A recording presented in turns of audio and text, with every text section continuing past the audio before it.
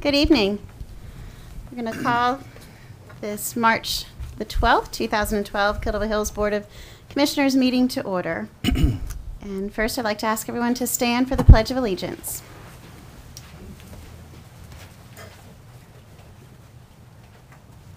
I pledge allegiance to the flag of the United States of America and to the republic for which it stands, one nation, under God, indivisible, with liberty and justice for all.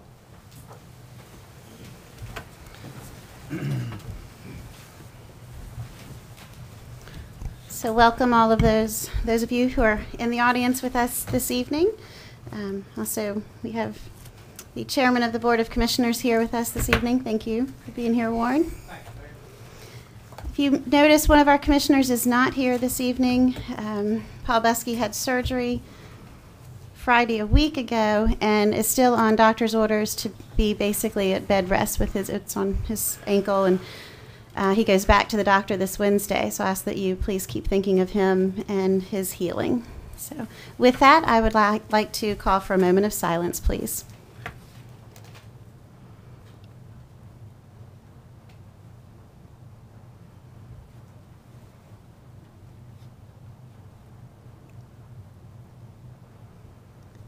Thank you. First item on the agenda this evening is agenda approval. Go ahead, Mike. I'll make a motion we approve the agenda. Second. Any discussion? All those in favor, please signal by saying aye. Aye. Any opposed? Great, thank you. Okay, next item on the agenda is public comment. This is the time set aside for anyone who would like to bring public comment to the board. We do ask, if you're speaking as an individual, that you limit your comments to 3 minutes.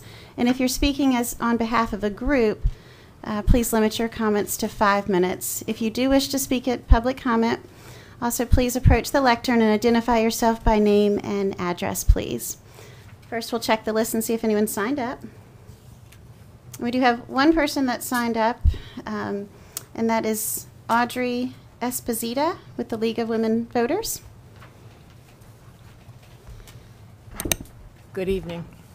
I'm Audrey Esposito, and I live in Southern Shores, and I'm here tonight representing the League of Women Voters, and would like to present you with the 2012 Citizens Guide, our 25th anniversary edition. The League has been active in Dare County for 25 years.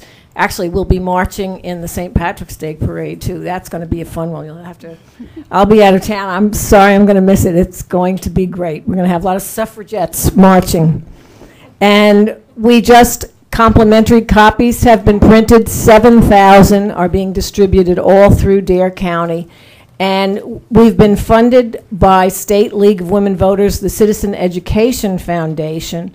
And this guide provides names, addresses, phone numbers, email addresses for national, state, county, and municipality officials. Additionally, it's got information on government-funded recreation areas and services, local attractions, and voting information, which is very important for this coming year. We are a nonpartisan political organization. We encourage the informed and active participation of citizens in government, and we try to influence public policy through education and advocacy. And we do have a program coming on the Paynes Bay Fire, which will be next week. Robert Perry, who is our National Resource Chair, will be in charge of that, and he's got his students that he worked with from the Coastal Studies Institute, and they are UNC Chapel Hill students. That's going to be next week. Membership in the League is open to men and women, and we welcome your participation and thank the towns and all individuals and businesses for their support. Thank you very much. Thank you. Thank you. Thank you. Okay, is there anyone in the audience this evening that would like to speak at public comment?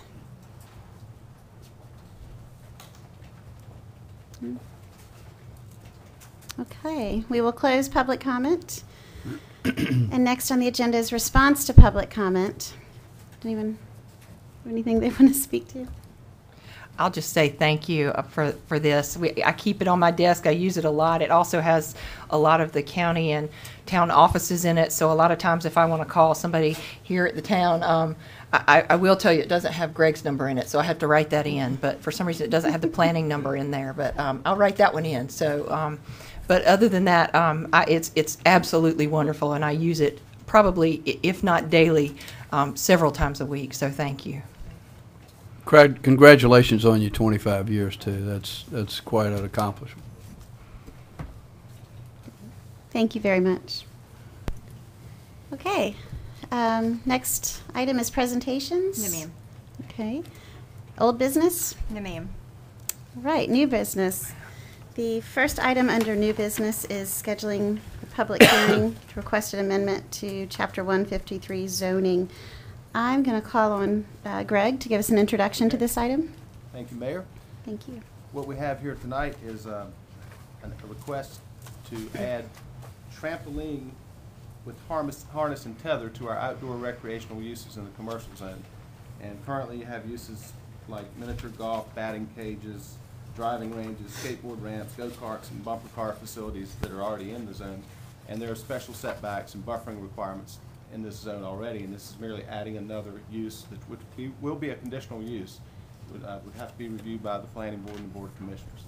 If it's accepted by the board, then you'll have a public hearing, and then possibly we'll see a site plan at some day in the future.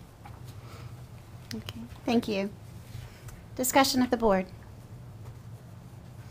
I had one quick question. Is that a picture of the apparatus, Greg, that we had in our packet? It certainly is. I'll try to put it up. I was looking at that earlier. This And John probably this is could. one Yeah, such John's up apparatus. there. I mean, I'm looking at that, and I know it's a silly question, but obviously there's some safety stuff that goes around that, right, John? Yes, Mr. Commissioner. This is a, you may recall, my parents had a facility here that had trampolines called Sportstown about 25 years ago. And this is kind of the next generation of trampoline. It's a fully harnessed, bungee supported. Those two uprights hold two bungee cords. The apparatus is regulated by the Department of Elevators and Amusement Devices. It will have to have a safety fence around it by their regulations. The two masks actually can fold down in about 2 or 3 minutes. It is mounted on a trailer, so it can be moved off of the site for off-season, or it may be used at some of the other events that we have around the community here. I will tell you that every time it is set up, it must be inspected by the division for the setup. Other than that, the unit itself is about 9 feet wide and 21 feet long when it's being trailered. The trampoline folds out and becomes a little wider than that. I think it's about 15 feet overall width. They say that you can achieve heights of about 20 to 24 feet jumping off of this. Wow. It's becoming real popular in some of the fairs and amusements. The Paradise Golf are the folks that are asking for this amendment up here with the go-kart track. What they found is that with the go-kart track, it's very popular. The spin zone is very popular. The golf course has become much more popular since they renovated it last year. However, there's still the need for something for, I'd say, the young, smaller kids. This is really a setup mostly for smaller kids, although the young at heart can be on it too. Actually, I'd like to give this one a shot sometime. Good, thank you. So there's really no, I mean, is there an age limit? No. And depending on how much you weigh is how they set the bungees. Oh, okay. The actual tension on it. But basically, it's a harnessed trampoline, so it's very safe. Thank you, John.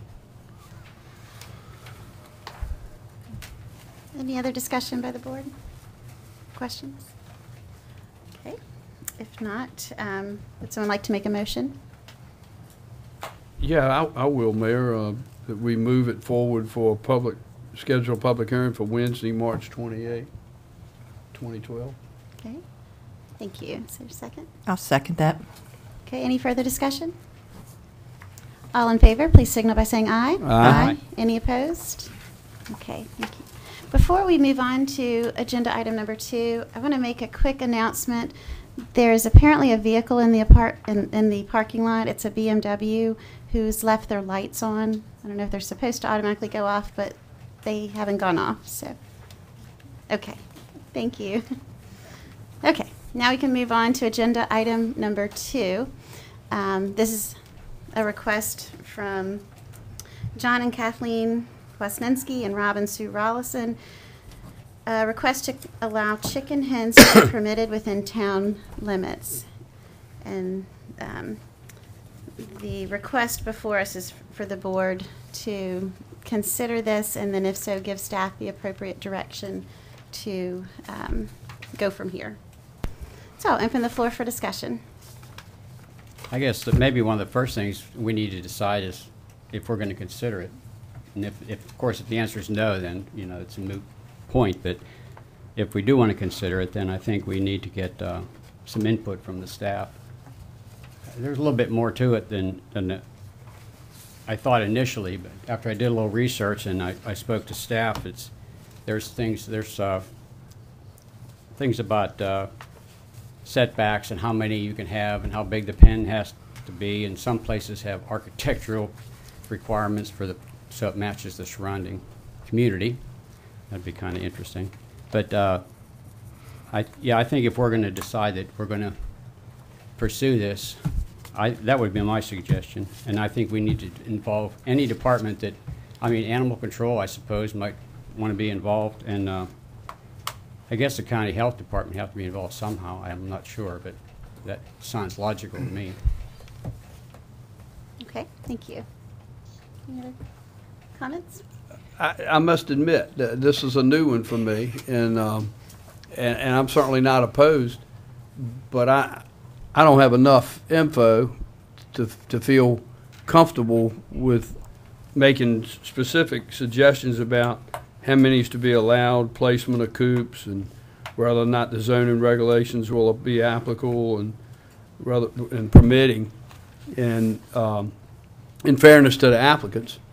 You know, I would like to find out some more, and again, I think Mike's got a good point, is let staff, I talked to Assistant Planning Director earlier before the meeting, and she brought up some good points, and again, I don't have enough, in just a few days that we got this before us, in fairness to you guys, I'd like for them to help me out, because I need some help with this. I'm not saying I'm opposed to it, but I'd like to get some more information if I'd feel more comfortable with that. But I'm certainly not opposed to moving forward and letting staff come back, Mayor, to help me out.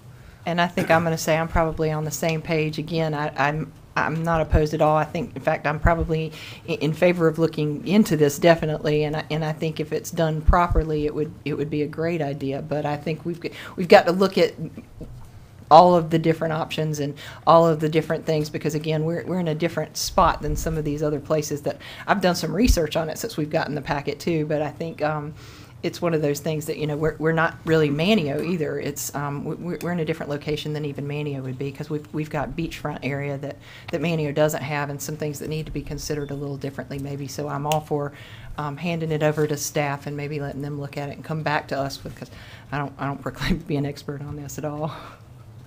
Okay. And I too have been looking into this since receiving the packet. It is rather interesting to me how widespread this appears to be becoming across the country. I printed a document and I have shared it with my fellow commissioners. It's about a 25-page document, and I will share this with staff if I didn't send it to everyone. You did. Oh, great, I did, okay. But it pretty much lists throughout the country and all the states what some of the different regulations and policies and how they have addressed it.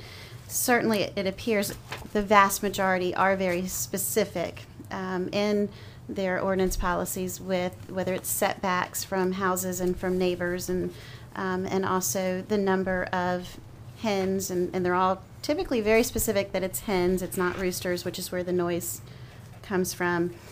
So I think there's some great guidance out there for staff to look, you know, at least we're not totally creating a brand new thing here.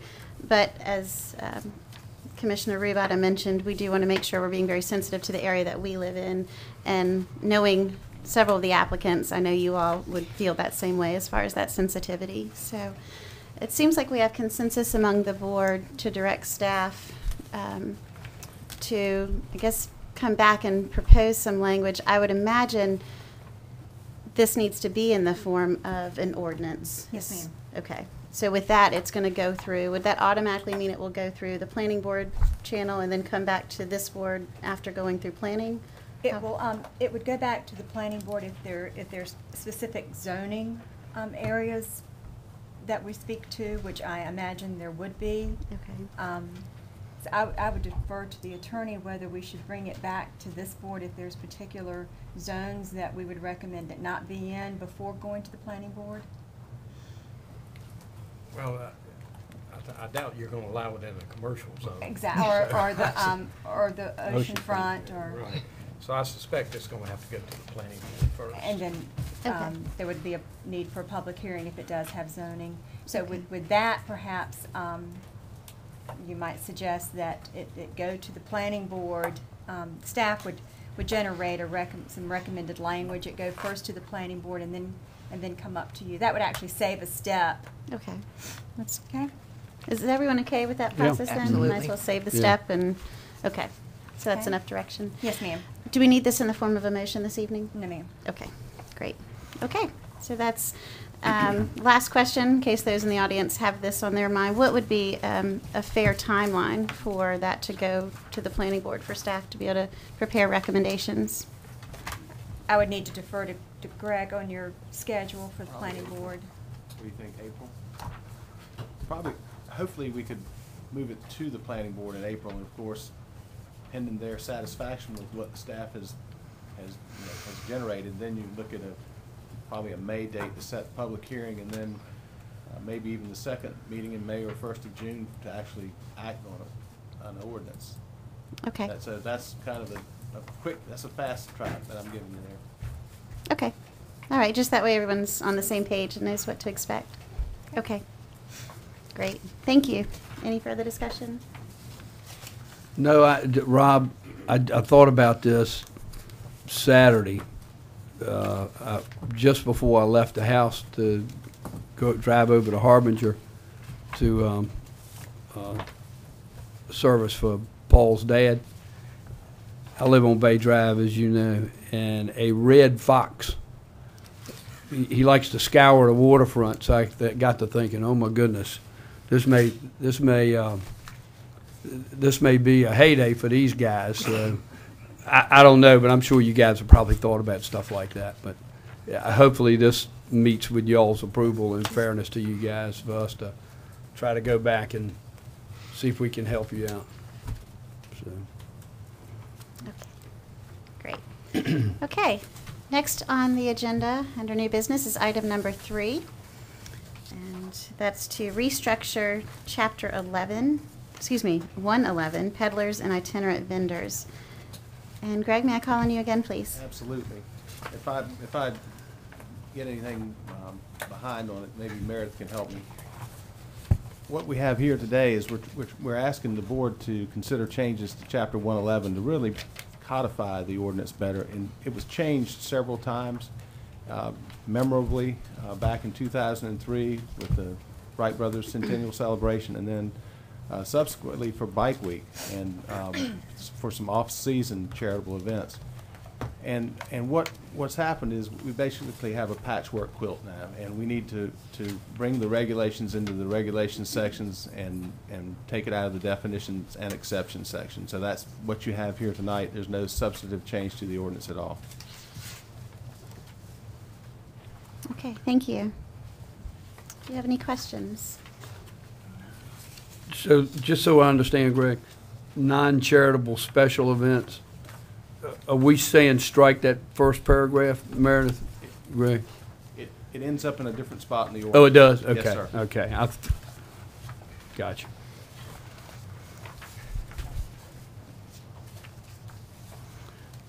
Trust your judgment. And is this pretty much the ordinance that any special event Yes, falls yes, it under? is. So in case anyone has any questions in the audience as well.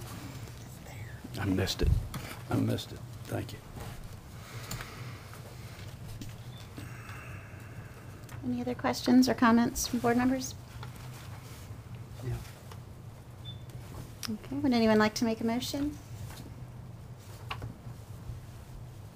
I'll make a motion that we have staff restructure Chapter 111 peddlers and itinerant vendors. Is there a second? I'll second that. Any further discussion? All those in favor, please signal by saying aye. Aye. Any opposed? Okay. Thank you. All right, next is the Commissioner's agenda. Bless you. We'll start with Mayor Pro Tem Hogan. I have one thing. I had a citizen contact me about the upcoming mosquito season, and he was kind of concerned about the what's being used to control the mosquitoes. So I contacted the county. I got a response from Matt Gray at the mosquito control, and he was very helpful and talked about. I had asked him some questions because I had done a little bit of research on it about using other than pesticides, what some of the possibilities are. And actually, there's many places. I have a friend who lives in Houston who lives in a gated community, has a golf course, and one of their covenants is everybody's required to have a bath box on their house. And he said it's really amazing because they don't use any pesticides there. And they, I was also reading that like a brown bat, which is pretty common, I believe, around here, can eat like up to 1,000 mosquitoes in an hour, believe it or not. And that sounded so weird to me, so I went and I looked several other places, and that's what I'm reading. So I'm thinking, wow, that's really, sounds pretty good. So anyway, and there's also a mosquito fish they call it. Technically it's a gambusia, and Mac told me that they're actually being used in some places in the county now, which I think that's great. I was surprised, but they're that's all they eat is mosquito larvae, so they're not hurting anything else. But I want to get some more information together, and I did get information on the chemicals that are being used. I'd like to get a little bit more together and kind of put it a little more concisely, and then get it out to the public, and they can look at it, and who knows, maybe somewhere down the road we can see about putting the mosquito fish in standing bodies of water we have here, or bat boxes. I actually think I might put one on my house. I've been thinking about it, so. You'll be hearing more about that, I hope, hopefully pretty soon, before things get too bad with mosquitoes. Thank you. That's all I have. Yeah. Thank you. Okay. Anything? The only thing I have, Mayor, is Friday night I went to the annual fireman's banquet, and we've got a quite impressive group of guys that work for us, and just my hat's off to those guys. A couple of them just went over 20 years of service with the town, and they had a very nice banquet at Captain George's, and a lot of awards were given out, and this one young fella, I think, won just about every award. Howard, what's his name? Church. I mean, every minute the chief was calling him up for an award. But the amount of calls that they made last year, and the work that they do, they represent us well and keep our community safe. And just, Chief's not here tonight, but I wanted to thank him for the opportunity to go. And hats off to you guys. Howard, if you'll pass that back to the chief, I'd appreciate it. As most of you know, he's retiring in June, along with Marie, his administrative assistant. So he'll be sorely missed.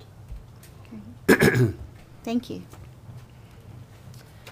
I don't have much tonight, but I will say, in speaking to the mosquitoes, if you've done any reading, chickens eat mosquitoes too. So I knew somebody over there really wanted to say that. Since you couldn't speak, I know you can speak at public comment, but I'll go ahead and say it for you because I did read that. So if we get to that point, that will help that problem as well. I set you up for that. Yeah, you did. You did. So I'll close with that. Great job. Good point, good point. Let's see, next is mayor's agenda. And I really just have one thing. I have fielded a call from the League of Women's Voters and have since spoken about trying to bring the gang presentation back. And I've been working with Assistant Chief and Sergeant Henderson. And the League of Women wants to sponsor that again and help with the marketing and promotion. And we would host it here, but actually film it. They'll have to make some slight presentation changes. So at this point, we're just in the process of trying to define or solidify a date. And as soon as we do, we'll get that out. Certainly the town will get that out, but the League of Women's Voters have agreed to help do some marketing. Those of you may recall, I think this was back in, March. No, Not January March, maybe? January. January. We're in March. That's right, January. And it was standing room only, the presentation. It was really just well done by our officers, and I think that will be great. When it's done again, then it will be aired on Channel 20, or the GovEd channel. So just let you know that is forthcoming, and the goal is certainly to have that event before we get into the summer. We definitely want to do it before everyone, including our officers, get even busier. That's all I have this evening. Wait a minute, you failed to mention the plunge. You failed to mention the plunge, and I was there and got a good picture. Yeah. But of course, I wanted Greg to throw it up here, but I didn't send it to him. But I did get one in the mail. Now I got to admit, I hate you outdid the mayor of Nags Head. She dove in head first before he did. So hats off to you. I guess that's because I donated a few extra bucks. When I told you. You made sure I went in all the I way. made sure, yeah. I did. Actually, well, thank you for bringing that up. But that was a good event. It was a great fundraiser for the YMCA, and through lots of generous donations. I think between Mayor Oakes and myself, we raised over $1,500 for Super. scholarships for the YMCA. Great. So thanks for everyone for their support. Thank you for that. It was a quick plunge, I will tell you. So, okay, next is the town manager's agenda. Nothing this evening. Okay. The town attorney's agenda? I do have something for you, Mayor. Our flood damage prevention ordinance that was adopted back in 2006, I believe. When we adopted it, we adopted the model ordinance that provided when there's an appeal from that ordinance, it would come to the town council. And we already have a couple that have been heard and have been appealed, and we have a number more coming. So you're going to have to hear at least 2 appeals, but in checking with the flood people, we determined that it would be permissible for these appeals to go to the Board of Adjustments. And that would probably be the more appropriate forum to send those appeals to. And we have proposed an amendment to 15343 that would allow the zoning board of adjustments to hear those appeals. And we have also made it clear in there that the appeal is on the record and is not a de novo appeal. In other words, you don't get 2 evidentiary hearings. It's just on the record that's already been created. And that's what the ordinance was intended to do anyway. We just spelled that out.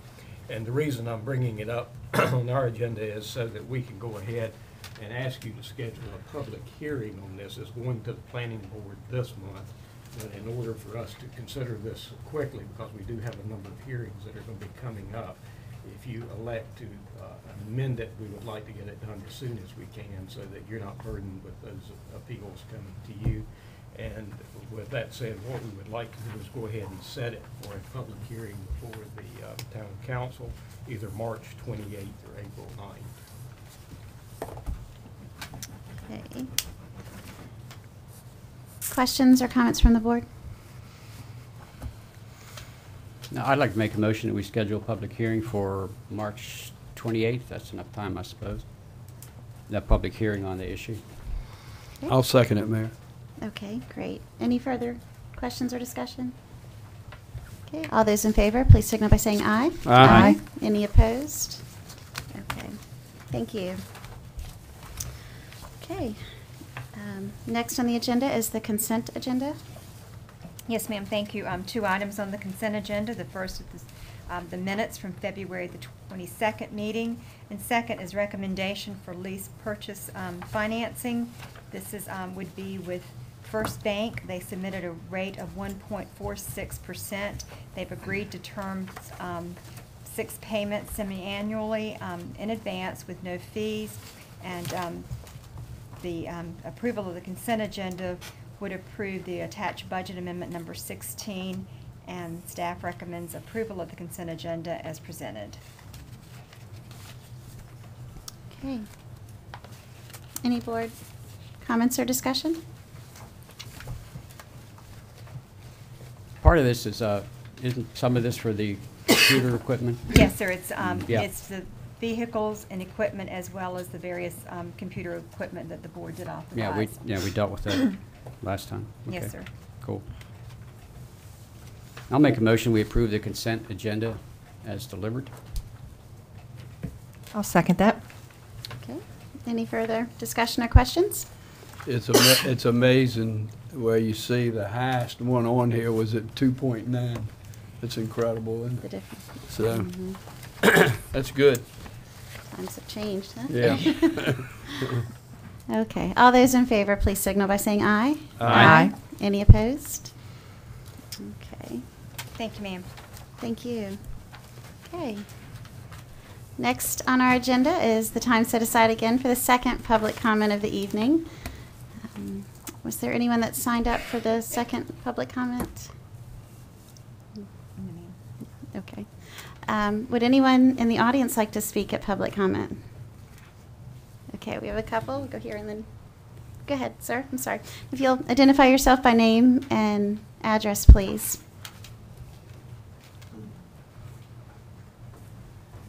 My name's Al DeGita. I live at 1000 Blue Jay Street. And I'd like to take a minute to thank Mike for the time that he spent with me. I had an issue. He came out right as soon as I called. He was right there. And I'd like to take time to thank Greg for the time he spent with me. But I read codes in our code things on the internet that it sounds totally different than what's going on in the town. And when I talked to Greg, he says his hands are tied as far as like keeping like residential properties from commercial properties, that they can clear all the trees they want and do that. And I mean, and there's ordinances in there that state that the town is to preserve trees whenever possible.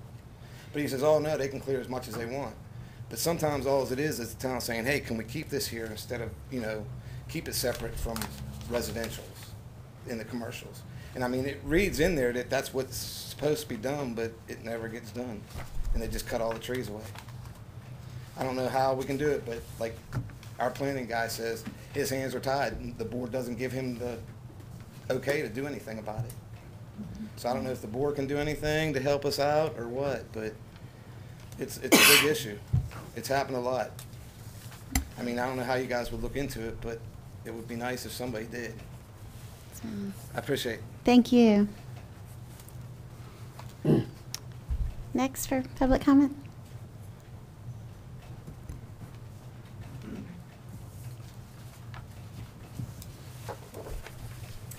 My name is Kathleen Wozniewski, and I'm at 313 Cameron Street.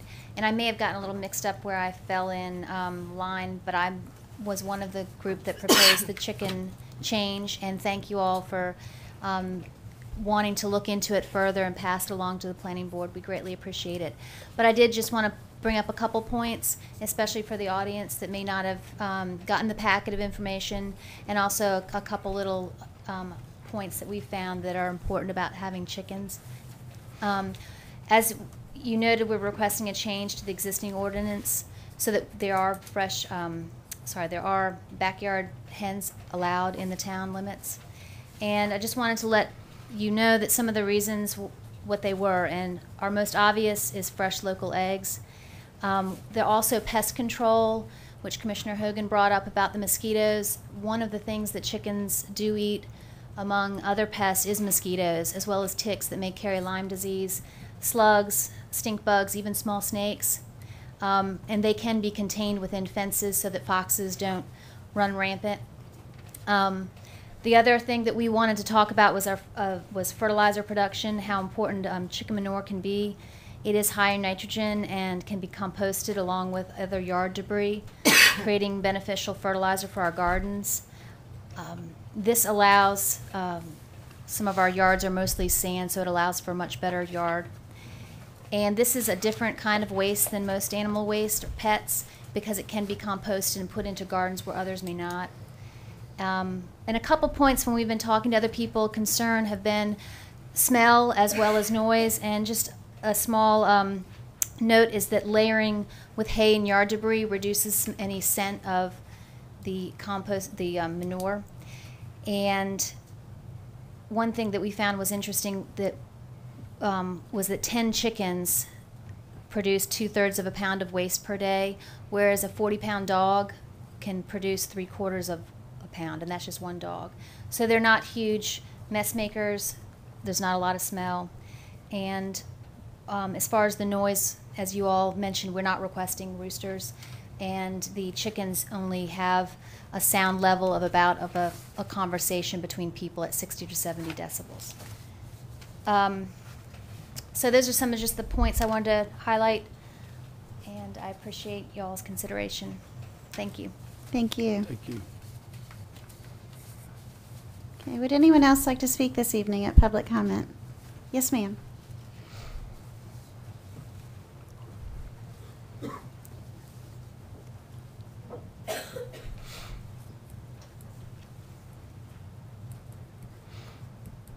Good evening. My name is Michelle Darden, and I live at 721 Canal Drive. And I'm here just to support the chickens in the backyard. We've been talking about getting some, and I happen to be lucky. I have a friend of mine that lives in Elizabeth City and brings me fresh eggs weekly. But I think it's a good thing. A lot of big communities are doing it. Denver, Colorado, New York City. You'd be surprised if you. It sounds like all of you have done some research, but I'm here to support that. The other reason I just want to bring this up quickly is there was a house that's supposed to be burned down on Bay Drive here, probably, I guess it's scheduled for Saturday. I guess there's probably not a whole lot I can do about this at this time, but maybe, I don't know if the board can do something about this in the future, because it worries me a little bit. My house happens to be located 2 doors down from the fire. And I understand that it's good practice for the fire department, but it just makes me nervous with the winds, and they say they're only going to I've talked to the fire department and someone at the town on the planning department. I talked to Matt Lauker about it. But I guess all that was required was a demolition permit, and the house has asbestos in it, or did have asbestos, and the flooring and the siding, I was told, from the fire department. And I don't know who was really in control of removing this properly or overseeing this project, and I don't know if that falls on the town.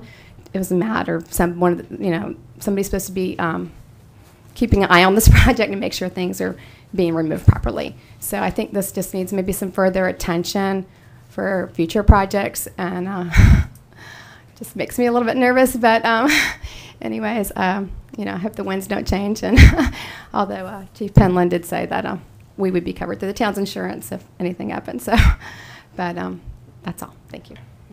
Thank you. Any other public comment this evening? Okay, thank you all for speaking. We will now address public comment, so certainly stay seated. So we'll address these in order. So first, Mr. Dizgia, did I say that right? I'm sorry if I didn't. Anyone care to elaborate? I'm not sure if you can speak in more detail, or Greg, to what he was referencing. Well, I want to first thank Al for helping save some trees that are in his neighborhood, and he did contact Commissioner Hogan, and then we talked, and I talked to the fellow who's doing some remodeling on the old TIs, and he actually saved a couple of trees there and limbed them up, and I appreciate your help there. Thank you. Secondarily, those trees were never part of a required buffer on a site plan. So, if you look at a new site plan and our buffering, is not as good as this board wants it to be. But it is what it is, and in many cases, I really can't tell somebody they have to leave the trees. But frequently, when you talk to people, they'll work with you and try to save it. On a 5,000 square foot Avalon lot, for example, there's many times by the time you do the parking and you do the septic and the driveway and the house footprint of the house, and maybe there's a storage shed there, there's not a lot left. And if those trees aren't in the right spot, they get gone. And even if the ones that the construction activities typically can destroy the root system. So it's difficult with small lots and existing sites. The newer sites, we basically require a 10-foot buffer. We encourage people to maintain their vegetation, and that's in our intent statement. But there's no standard to say that thou shalt retain those trees. So that's what Mr. Bugatti was talking about, and he's right. And I hope that helps people understand what we have in our ordinance. Okay. Yeah, I told Al the other day when we spoke that I was going to bring this up at our work session next week. I'm trying to remember. We dealt with this some years ago, and the result of that, if I'm not mistaken, was that contractors had to get permission to cut down any trees in the right-of-way. And how that came about, there was a lot on a street that was nearby, and it was where we live, and it was heavily covered in trees. And I went there one day, and then the next day there wasn't a stick on the property from the asphalt all the way back. And it was one of the, I think, the 12,000-foot lots, and they just took everything out, and it was really, including what was on the right-of-way, which at the time there wasn't any emphasis on not doing that. And am I correct, Greg, that we did come up with that? We do have a standard where we have to approve right trees removed on the right-of-way. Right. And there's some places, I meant to check with the Manio one, but some examples that I did find are, Greg mentioned some of the exceptions. The footprint of the house, obviously you can cut down the trees, the driveway, places that have septic, like the drain field, and if any trees could be a potential danger to the house. In some places, they're not allowed to cut down anything else. That's it. Only those specific things, and everything else has to be left.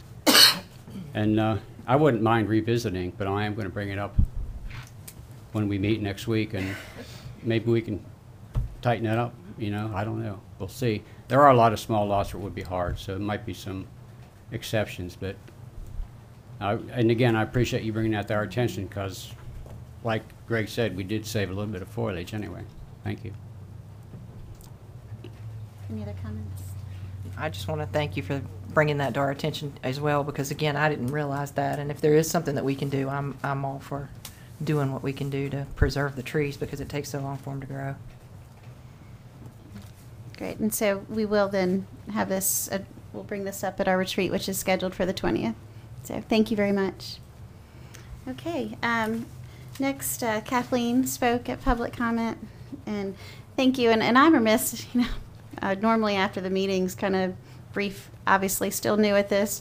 I may have been remiss in not calling you up at the agenda item, so thank you for speaking at public comment and sharing your points. And if anyone in the audience isn't aware, you can go on the website and print out, which a lot of what Kathleen addressed is in writing under this agenda item. So, and of course there will be lots more to come on this issue over the next few months then, and more details on benefits. And if anyone does have a concern, they certainly are welcome to come speak to one of us or come to a board meeting. But I think we'll share a lot of information in the future. Any other comments? No, it was good. Okay. And then the third person, Ms. Darden, Michelle, spoke. So I'm going to have to defer. I don't know who can speak to the concerns about the house burning. I know that the fire department has been utilizing it's the Bear House for training, and depending on the weather, it is scheduled to be burned this weekend. Firefighter Buchanan is here. I don't know if you can speak more to that, Howard. Could you come to the podium, please? Thank you. It's exactly what she was saying. Chief Penland told her. It's all weather dependent. They're going to look at the wind, direction, speed. Right. If there's any danger whatsoever to any homes, it's not going to be burned. As far as the asbestos, it was up to the property owner to have asbestos abatement, and it is certain companies out there that have to do that. So you can't just go out there yourself and, it's supposed to be contained to where it's not asbestos flying around. Whether that was done properly or not, I don't know. But yeah, I mean, we utilize it, as you said. It's a good training tool for us, especially our volunteers that we depend heavily on. They don't get a whole lot of experience, so anytime we can utilize something like this, it's a great asset. But it is perfectly safe. Anything can happen, but. Is there any way to have any assurance of, and I don't even know if we have any legal authority to be able to do that, to make sure the asbestos was removed? There's a permit that they go through the planning department Absolutely. for that, and they have to. It's like a certification that it's done by a particular company that is licensed to do it. Okay. And then, So do we follow up? I couldn't say for sure if it's been done yet or not, but that's typically what the building inspector does. I hear it Right. time in and time out. I'm trusting that it was done in this case. Yeah, because I mean, to remove asbestos, you've got to be licensed, specifically licensed. Well, there's two ways. The owner Yeah. can do it himself, Right. And it has to be put in a certain mill plastic bag and hauled to the landfill. That's one method. Or you can hire a professional, which most people do. And in this case, I really don't know. So To get a number from the state to remove asbestos, you have to call the state agency that is in control of asbestos abatement. You have to get a permit number from the state to remove it, give your method of removal. I'm sorry. You have to get a specific number from the state for asbestos removal, and then you have to have some sort of certification either by the state or by the company who did it that's licensed for asbestos removal through the state to get a demolition permit. Have they gotten a demolition permit yet? I don't know, but there are some very specific safeguards in the North Carolina Building Code. And I'm not a building inspector. It's just if we do, this happens a lot with old houses down here. Asbestos can stand up to salt air, so the old houses you see that never need to be painted are probably asbestos. So there are some specific standards that safeguard from airborne asbestos. So do we issue the demolition permit? Yes. We do? Once So you get all the once- certifications. Okay, so we would, before we'd issue that, we'd make sure that the asbestos was mitigated, right? Yes, sir. Okay. Well, that makes me feel better. So if it's going to happen this Saturday, I guess he's got a lot to get done before. The asbestos has been removed. The shingles Yeah. were gone. It's already been taken care of. I'm just not sure if it was done properly, and I guess that's my concern. I Right. would think it was done properly. And I don't know who to go to for that. I guess I would go back and talk to Matt. He didn't mention to me when I spoke to him with him last week that he had any information on it. He just said that Mr. C.L. the Boyce. person in question was taking care of it himself. It's normally, there's a fellow C.L. Boyce from Elizabeth City, and it's a NESAP number, I think is what they call it, that you have to have to get a demolition permit. But that permit would have been issued by the building inspector, It not will by be you or- before they burn it, I'm Right, sure. Yeah. not by you emeritus, so you wouldn't necessarily Right. know Sure. that it had been done. okay. Gotcha. I've heard the discussion with the building inspector to our fire marshal, so I think that is in play, but I don't know if it's actually been issued. Okay. Could we see if Matt can follow up Yeah. Yes, with ma'am. Ms. Darden? Sure, that's not a problem. Certainly before the weekend. That'd be great. Okay, thank you very much, everyone. Okay, guess we're ready to adjourn. If anyone would like a motion to adjourn. I'll make that motion. I'll second it. Does anyone have anything else they want to discuss or bring up? Okay, all those in favor of the motion, please signal by saying aye. Aye. Any opposed? All right, thank you. Thank you all for being here.